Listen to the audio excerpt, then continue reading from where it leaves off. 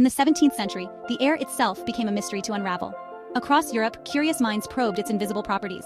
Among them was the Anglo-Irish scientist Robert Boyle, whose groundbreaking mathematical laws would forever define the relationship between gas and pressure. But Boyle's story didn't unfold in isolation. It was intertwined with an even bigger debate about the vast cosmos. Back then, two camps dominated this cosmic conversation: the atomists, who believed space between stars and planets was empty, and the followers of René Descartes, or Cartesians, who argued that this space was filled with a mysterious substance called the ether. According to them, a true vacuum was impossible. But was it? In Italy, mathematician Gasparo Berti asked a puzzling question: why couldn't a suction pump raise water higher than 33 feet? His experiment in the early 1600s involved a sealed tube filled with water. When he inverted it into a tub, the water level dropped to around 30 feet.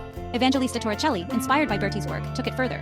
He replaced water with mercury, 13 times denser than water, and observed that the mercury column stabilized at just 30 inches.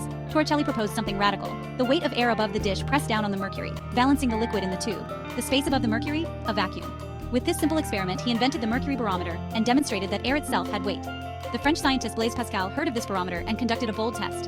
In 1646, he sent his brother-in-law, Florent Perrier, up the Puy de Dôme mountain in France, armed with a barometer. At the summit, the mercury column was noticeably shorter than in the valley below. The conclusion? Air pressure decreases with altitude. For his pioneering work, the modern unit of pressure is named in Pascal's honor. Not far behind was Prussian scientist Otto von Guericke. In 1654, he demonstrated the incredible power of air pressure with his famous Magdeburg hemispheres. Two metal hemispheres, sealed together and evacuated of air, could not be pulled apart, even by two teams of horses. The surrounding air pressure held them tightly together. Boyle, fascinated by von Guericke's work, enlisted Robert Hooke to build a better air pump. Hooke's creation was revolutionary: a glass container connected to a piston-driven system. While the vacuum wasn't perfect due to leaks, it was the best device of its time, paving the way for precise experiments. With his air pump, Boyle explored the nature of gases in unprecedented detail. One of his most famous experiments involved placing a barometer inside the vacuum chamber. As air was removed, the mercury level dropped, confirming earlier findings by Torricelli and Pascal.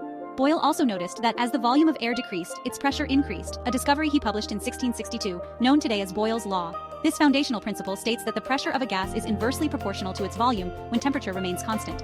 But Boyle's brilliance wasn't just in his findings, it was in his meticulous methodology. Unlike many of his contemporaries, Boyle documented every step, every potential error, and even results that didn't meet his expectations. His transparency inspired future scientists to expand upon his work.